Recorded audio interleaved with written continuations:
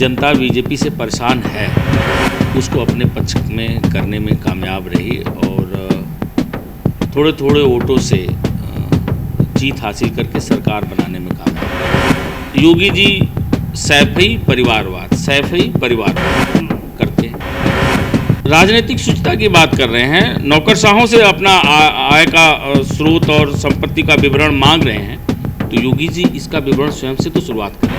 पूरा खनन का पैसा, परदेश का संपत्ति मठ में जा रही है और ब्लैक मनी से व्हाइट मनी हो रही है। आप ये क्रिमिनल नहीं है, इतिहास गैंगस्टर का नहीं है, इनके घरों पर बुलडोजर क्यों नहीं चल रहा? अगर मुख्तार के घर पर बुलडोजर चल रहा है तो ब्रजेश के घर पर भी तो बुलडोजर चलाएं। यूपी चुनाव में समाजवादी पार्टी के साथ मिलकर चुनाव लड़ने वाली जनवादी पार्टी ने अपनी मजबूत उपस्थिति दर्ज कराई है। अब जनवादी पार्टी बिहार की ओर रुख कर चुकी है। जनवादी पार्टी के राष्ट्रीय अध्यक्ष डॉक्टर संजय सिंह चौहान लगातार बिहार दौरे पर हैं और यूपी के साथ साथ अब अन्य प्रदेशों में जनवादी पार्टी के विस्तार पर जोर दिया जा रहा है। हालांकि चुनाव आयोग की ओर से जनवादी पार्टी को एक नया नाम दिया गया है, जनवादी पार्टी के रूप में। नाम नया है लेकिन नेता वही पुराना है और काम करने का अंदाज भी वही पुराना ही है। लगातार लोगों से मिल रहे हैं, पार्टी का विस्तार कर रहे हैं और आज हमारे साथ खास बातचीत में भी जुड़े हैं डॉक्टर संजय सिंह चौहान, जो राष्ट्रीय अध्यक्ष हैं पार्टी के। इनसे जानेंगे कि आखिर संगठन को विस्तार की क्या तैयारी है, कैसे पूरे देश में इनका संगठन आगे बढ़ेगा, कहां कहां और चुनाव लड़ने वाले हैं, कौन कौन बड़े नेता पार्टी ज्वाइन कर रहे हैं, आखिर क्या वजह रही जो 2022 में पार्टी को मजबूत वोट बैंक के बावजूद उस तरह की सफलता नहीं मिली जैसी उम्मीद थी। तमाम सारे मुद्दों पर चर्चा करने के लिए डॉक्टर संजय सिंह चौहान हमारे साथ हैं। बहुत बहुत स्वागत है चौहान जी आपका। धन्यवाद। डॉक्टर साहब, पहला सवाल है कि आप समाजवादी पार्टी के साथ चुनाव लड़े, कई सीटों पर आप भी चुनाव लड़े और आपकी वोट बैंक की सीटों पर उन्होंने भी चुनाव लड़ा, लेकिन बावजूद इसके पहुंचकर आप लोग चूक गए। कई सीटें जो 10,000 5,000 से हार गए, आपने भी लड़ी। वजह क्या रही जो आपका गठबंधन कहीं ना कहीं एक बार फिर से फ्लॉप साबित हुआ? देखिए, जन भावना तो हम लोगों के साथ थी। ये अलग बात रहा कि बीजेपी उसको अपने पक्ष में करने में कामयाब रही और थोड़े थोड़े वोटों से जीत हासिल करके सरकार बनाने में कामयाब रही। जनता बीजेपी से परेशान है और समाजवादी पार्टियों का और उसके गठबंधन का सीटें बढ़ा करके, वोटा परसेंटेज बढ़ा करके जनता ने ये संदेश दे दिया है कि आने वाले समय में बीजेपी का खात्मा संभव है और बीजेपी 2024 में उत्तर प्रदेश से जो एक्सपेक्ट कर रही है वो नहीं पाएगी और समाजवादी पार्टी की अप्रत्याशित सफलता 2024 में मिलेगी। पृथ्वीराज चौहान को अपना आप रोल मॉडल मानते हैं और चौहान के वंशज आखिर चूक कैसे जा रहे हैं? चंदौली लोकसभा का चुनाव आप 4,90,000 वोट पाए और वहाँ पर भी थोड़े ही मतों से चूक गए। सीटें भी कई विधानसभा में भी आप थोड़े थोड़े मतों से चूक गए। ये जो आप चूक जा रहे हैं पहुँचकर मंजिल पर, इसको कैसे दूर करेंगे? देखिए, हम और ठीक से संगठन को मजबूत कर रहे हैं और मेरे पीछे बीजेपी पूरी तरह से इस स्थिति में खड़ी हो जाती है कि कुछ भी हो जाए संजय चौहान को नहीं जीतने देना है, क्योंकि एक बड़ा जो वोट बैंक है चौहान समाज का, वो बीजेपी को विगत दिनों बिना मांगे वोट दे रहा था। हमने उस वोट बैंक को अपने पार्टी के नेतृत्व में खड़ा किया है और अब ये वोट बैंक बीजेपी से सवाल करने लगा है।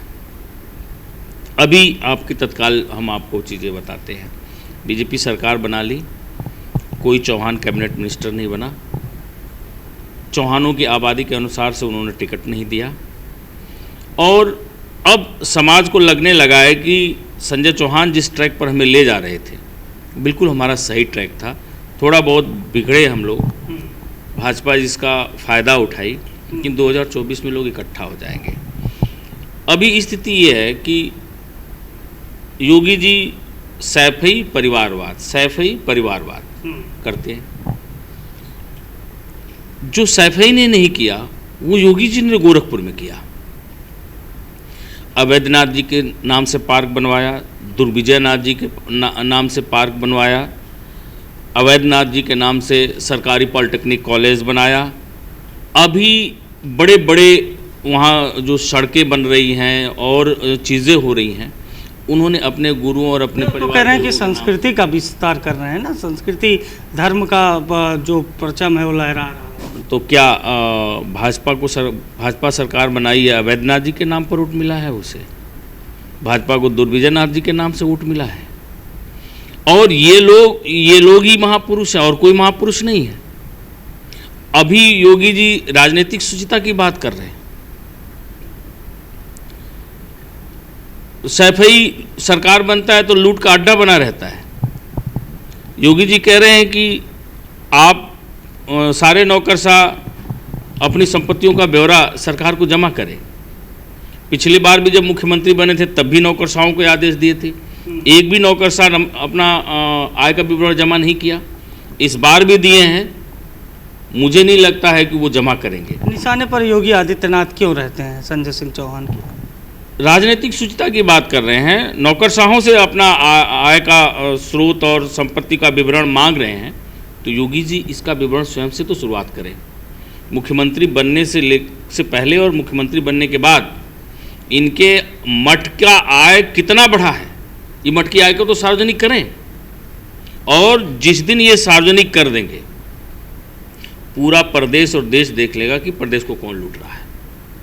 पूरा खनन का पैसा, प्रदेश का संपत्ति मठ में जा रही है और ब्लैक मनी से व्हाइट मनी हो रही है। इनका एक एक टेलीफोन का जो इनका ऑपरेटर है उसके खाते में 17 करोड़ रुपया जमा है। ये मुख्यमंत्री इनके बनने के बाद उसके खाते में 17 करोड़ रुपया कहाँ से आ गए? आप अपने शासन की वाइटनेस की बात कर रहे हो, इसकी शुरुआत खुद से क्यों नहीं कर रहे हो? योगी जी जितना लूट रहे हैं इस प्रदेश को, आज तक की वह लूट कभी नहीं हुई थी। योगी जी जितना जातिवाद कर रहे हैं, वह जातिवाद आज तक के किसी सरकार में नहीं हुई है। थाने के अध्यक्ष से लेकर के और एसपी और कप्तान तक के पदों पर कौन लोग बैठे, इसकी लिस्ट जारी करेंगे योगी जी। गुंडागर्दी की बात कर रहे हैं, उत्तर प्रदेश के गुंडों के लिस्ट जारी करेंगे।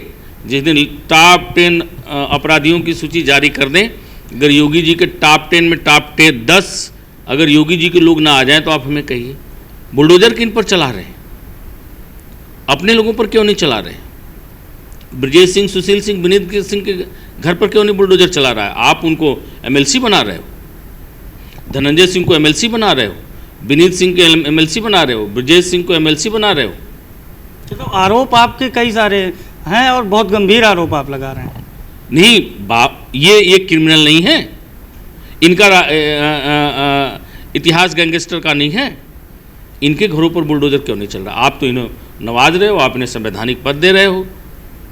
तो योगी जी जो कह रहे हैं और अपने को अच्छा बन रहे हैं, तो पक्षपात क्यों कर रहे हैं? भाई कार्रवाई सब पर समान रूप से करें। अगर मुख्तार के घर पे बुलडोजर चल रहा है तो ब्रजेश के घर पर भी तो बुलडोजर चलाएं, लेकिन ये नहीं करेंगे। अभी योगी आदित्यनाथ जी सारे अपने गुरुओं के नाम से, उनका गुरु परिवार हो गया, परिवार ही हो गया, परिवार के नाम से पार्क और दुनियादारी बनवा रहे हैं। अच्छी संख्या में चौहानों की पूर्वांचल में आबादी है। हमारे समाज का मान, कहते हैं कि मैं छत्री, तो वहीं आप आ गए ना कि आपको इस बात का कष्ट है कि आपके समाज को सम्मान नहीं मिल रहा है। आप क्षत्रिय कुल में पैदा हुए हैं, आप मन से कहते हैं, मीडिया के सामने कर रहे हैं कि मैं सौभाग्यशाली हूँ कि मैं क्षत्रिय कुल में पैदा हुआ। एक तरफ आप कहते हो कि आप संत भी हो और दूसरी तरफ आप कह रहे हो कि मैं इस जात का मैं पैदा भी लिया हूँ। आप महाराणा प्रताप को अपना वंशज मान रहे हो, आप पृथ्वीराज चौहान को सम्मान क्यों नहीं दे रहे हो? क्या पृथ्वीराज चौहान का इतिहास को भारत के इतिहास से नज़रअंदाज किया जा सकता है? क्या पृथ्वीराज चौहान के योगदान को भारत के इतिहास में ख़त्म किया जा सकता है? आप पृथ्वीराज चौहान के नाम पर इस कौम को क्यों नहीं सम्मान दे रहे हो? आप पूर्वांचल एक्सप्रेसवे बनाए हो। हम तो मांग कर रहे हैं, हमारे लोग अभी इसी 29 अप्रैल को सभी जिला मुख्यालयों से डीएम के माध्यम से राज्यपाल और मुख्यमंत्री को ज्ञापन सौंपा है कि पूर्वांचल एक्सप्रेसवे का नाम सम्राट पृथ्वीराज चौहान एक्सप्रेसवे रख दो। तो हम माने कि आप जो हमारे ऐतिहासिक पुरुष हैं उनके साथ भी पक्षपात नहीं कर रहे हो। तो कहीं न कहीं एक संकीर्ण भावना से योगी जी सरकार चला रहे हैं और एक खास वर्ग को फायदा पहुंचाने का काम कर रहे हैं, और उसके बाद पूरा बैकवर्ड दलित और अल्पसंख्यक नेता से लेकर के कर्मचारी से लेकर के अधिकारी तक इनके निशाने पर हैं कि ये सही से नहीं रहने पाए। चलिए, ये तो बात आपके और योगी जी की अदावत की हो गई। अब सवाल ये है कि आपका गठबंधन जो है उसमें कई सहयोगी नाराज चल रहे हैं, तो संजय सिंह चौहान भी रहेंगे 24 तक या अकेले लड़ेंगे, क्या तैयारी है? नहीं, देखिए, हम तो कल भी अखिलेश जी के साथ थे और आगे भी रहेंगे। और इस समय तमाम सारे दिल्ली से फोन आया तो अभी तमाम सारे मीडिया में खबरें आ रही हैं, तीसरा फ्रंट बनाया जाए, कहीं शिवपाल यादव जी आजम खां हैं, कहीं ओम प्रकाश राजभर है, तो कहीं कौन है। उसमें आपका भी नाम शामिल है कि संजय चौहान भी जा सकते? नहीं, ये तीसरा फ्रंट बनाने की बात आ रही है। ये तीसरा फ्रंट बनाने की बात कौन कर रहा है, या तीसरा फ्रंट कौन बनाना चाहता है?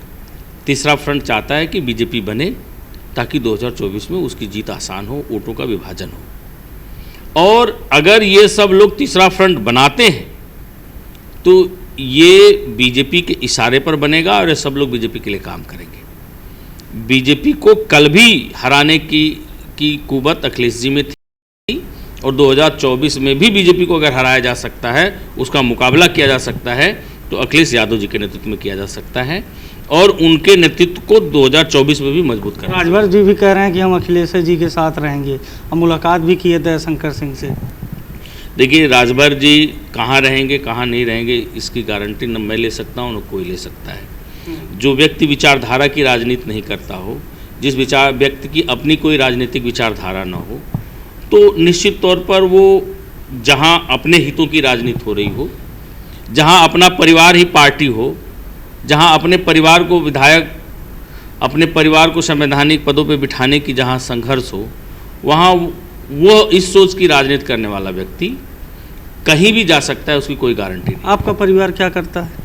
मैं, आपने देखा, मेरे परिवार का कोई भी व्यक्ति मेरे पार्टी में पदाधिकारी तक नहीं है, और मैंने अपने परिवार के किसी भी व्यक्ति के लिए, अखिलेश जी के लिए टिकट भी नहीं मांगा। मैंने गठबंधन में भी नहीं टिकट लाया, न मैं लड़ाया। मैं राजनीति में परिवारवाद का विरोधी हूँ। मैं शुद्ध रूप से साम्यवादी विचारधारा का फॉलोअर हूँ, और मैं उस विचारधारा के अनुरूप काम करता हूँ, और मैं कभी भी भाजपा की फासिस्टवादी और पूंजीवादी विचारधारा के साथ नहीं खड़ा हो सकता। और सत्ता से बाहर रह करके मैं इस विचारधारा के खिलाफ बराबर बोलता रहूँगा और लड़ता रहूँगा, और अपने लोगों को भाजपा के इस पूंजीवाद और फांसीवाद के खिलाफ इकट्ठा करता रहूँगा। चलिए, तो यूपी की चर्चा रही, अब थोड़ा सा बिहार की ओर चलते हैं। लोग कह रहे हैं कि मुकेश सहनी, जो खुद को सनाप मल्लाह कहते थे, उनका जिस तरह से राजनीतिक पतन हुआ है, बोचहा की सीट को लेकर जिस तरह से बीजेपी ने उनकी पार्टी में तोड़फोड़ मचाई, उसके बाद राजद ने भी कह दिया, आरजेडी ने भी, कि भाई हमारे लिए आपके पास कोई जगह नहीं है, आपके लिए हमारे पास, और अब मुकेश सहनी अकेले पड़ गए। तो लोग ये कह रहे हैं कि संजय सिंह चौहान का जो वोट बैंक यूपी में है, उससे ज़्यादा वोट बैंक बिहार में है, और उसी वोट बैंक के मदद से मुकेश सहनी की राजनीति की शुरुआत हुई थी। तो क्या आप संजय सिंह की नज़र उस वोट बैंक पर है जिसको लेकर मुकेश सहनी नेता बने थे? क्या आपको ये लगता है कि अब उनकी पार्टी कमज़ोर हुई तो हमारे लिए अनुकूल समय है? देखिए, हमारी पार्टी वहाँ कभी कमज़ोर नहीं थी। हमारे पास साधन और संसाधन कम थे, हमारे पास समय का अभाव रहा। पार्टी के कुछ वर्करों द्वारा एक बड़ी बगावत की गई थी विगत सालों पहले, जिस वजह से हम बिहार में समय नहीं दे पाए, तो मुकेश सहनी जैसे लोग इस समाज में नेता पैदा हो गए। नहीं, मैं इस बात पे खुल के जानना चाहता हूँ कि मुकेश सहनी, अगर आपका वोट बैंक मिला तो मुकेश सहनी को कैसे मिला, कितना प्रतिशत? और मुकेश सहनी जब पार्टी बना करके आए तो वहाँ देखिए, उत्तर प्रदेश का और बिहार के सामाजिक समीकरण में एक बड़ा अंतर है। यहाँ नोनिया एक यूनिट है, एक जाति है, लेकिन बिहार में नोनिया, बिंद, बेलदार और मल्लाह एक ही यूनिट है। अच्छा। नोनिया का शादी बिंद में भी होता है, बेलदार में भी होता है, मल्लाह में भी होता है। मतलब वहाँ 4 जातियों का एक समूह है, यहाँ एक जाति है। हाँ। तो मुकेश सहनी पहली बात तो अपने को सन ऑफ मल्लाह कह करके आए, तो नोनिया बिन बेलदारों को के लीडर के रूप में नहीं आए, वो मल्लाह के लीडर में, मल्लाह का बेटा और मल्लाह का लीडर के रूप में अपने को इस्टेब्लिश किया।